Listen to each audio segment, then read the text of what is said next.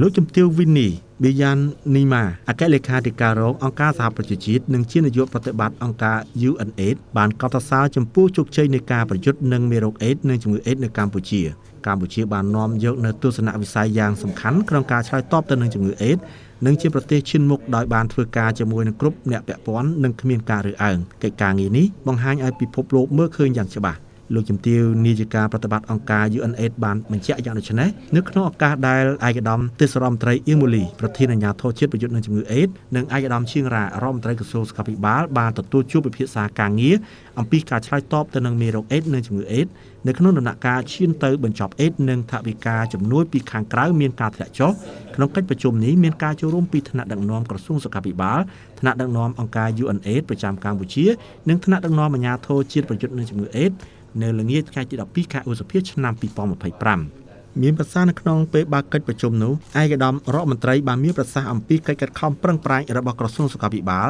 ក្នុងការឆ្លើយតបទៅនឹងមេរោគអេដស៍និងជំងឺអេដស៍ឈានទៅសម្រេចគោលដៅរួមក្នុងការបញ្ចប់អេដស៍នៅកម្ពុជាទន្ទឹមនឹងនេះក្រសួងក៏បានរៀបចំសមាហរណកម្មការងារអេដស៍ទៅក្នុងប្រព័ន្ធសុខាភិបាលពង្រឹងកម្លាំងការងារផ្តល់សេវាអេដស៍ប្រកបដោយប្រសិទ្ធភាពព្រមទាំងវិនិយោគលើអង្គភាពផ្អែកទៅលើសហគមន៍ផងដែរ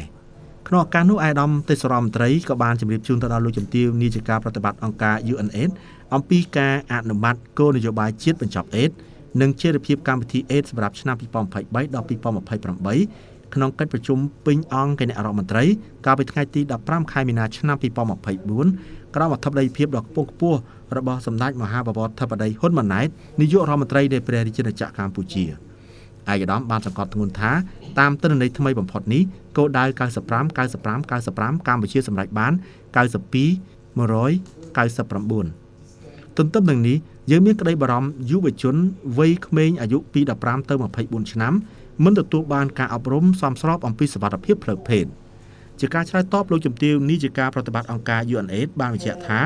បច្ចុប្បន្នត្រូវពិនិត្យមើលយុទ្ធសាស្ត្រក្នុងការបញ្ចប់អេដស៍នៅឆ្នាំ2030ក្នុងនោះប្រទេសមួយចំនួនបានដកខ្លួនថយហើយមានការរើសអើងចំពោះប្រជាជនកន្លឹះទន្ទឹមនឹងនោះលោកជំទាវបានសរសើរដល់កម្ពុជាបើកចំហចំពោះគំនិតច្នៃប្រឌិតថ្មីព្រមទាំងស្វាគមន៍ចំពោះការបដិញ្ញាចិត្តក្នុងការពង្រីកសេវាថែទាំសុខភាពបន្ថែមលើនេះកម្ពុជាជាប្រទេសដំបូងគេដែលបានរៀបចំផែនទីបង្ហាញផ្លូវទៅកាន់ចីរភាពក្នុងការឆ្លើយតបនឹងមេរោគអេដស៍និងជំងឺអេដស៍មុននឹងបញ្ចប់លោកជំទាវបានស្នើថាកម្ពុជាគួរពិចារណាផ្តល់ការគាំទ្រឲ្យអង្គការសង្គមស៊ីវិលចូលរួមក្នុងការឆ្លើយតបនឹងមេរោគអេដស៍និងជំងឺអេដស៍និងសន្យាថានឹងជួយស្វែងរកទម្រង់ល្អមួយសម្រាប់កម្ពុជា